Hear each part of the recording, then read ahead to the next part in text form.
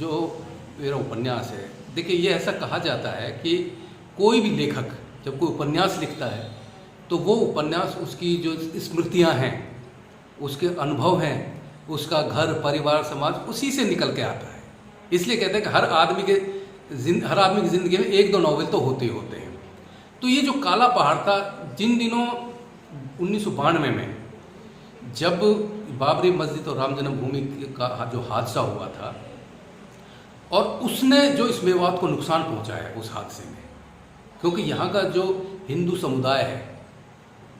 अगर कहें तो वो उस तभी पलायन करके गया। हालांकि पलायन तो बहुत पहले से शुरू हो गया था और उस पलायन का जिक्र इस काला पहाड़ में है कि जिस तरह से यहाँ के जो वणिक वर्ग था वो धीरे धीरे शिफ्ट हो। तो जब ये 1992 का जब हादसा हुआ उसके बाद मुझे लगा, मेरे मन में तो था कुछ अंदर ही अंदर चल रहा था, मेवात को लेकर मुझे कुछ बड़ा काम करना है। लेकिन जब ये 1992 का जब ये हादसा हुआ तब मुझे लगा कि हाँ, अब मेरा वो वक्त आ गया है कि जब मुझे मेवात की सामाजिक, सांस्कृतिक, आर्थिक, राजनीतिक पक्षों को लेकर कोई बड़ा काम करना चाहिए। और जहाँ तक काला पहाड़ की शीर्षक की बात है, मैं इसका काला पानी भी रख सकता था। हम सब जानते हैं मेवात को काला पानी कहा जाता है, लेकिन मैंने काला पहाड़ इसलिए रखा इसका शीर्षक राजुद्दीन भाई कि इस धरती पर दो पर्वत श्रृंखलाएं जो सबसे प्राचीनतम है,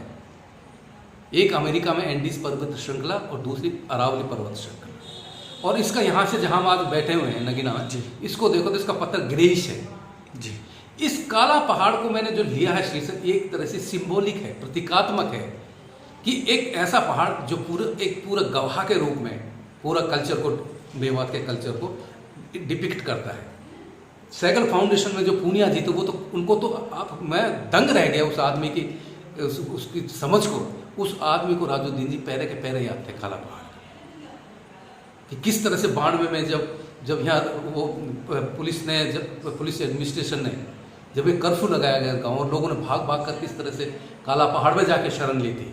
तो उसमें वो पैराग्राफ बहुत, वो कहते हैं कि यार वो क्या पैराग्राफ है, वो काला पहाड़ अपने डैने फैलाकर अपने लोगों को कैसे अपने आगोश में लेकर उनको छिपाता है।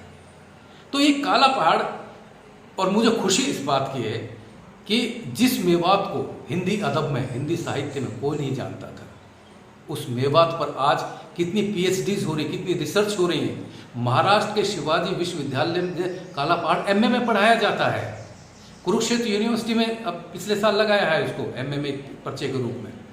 और हो सकता है कि कुछ और यूनिवर्सिटीज़ में भी चला जाए।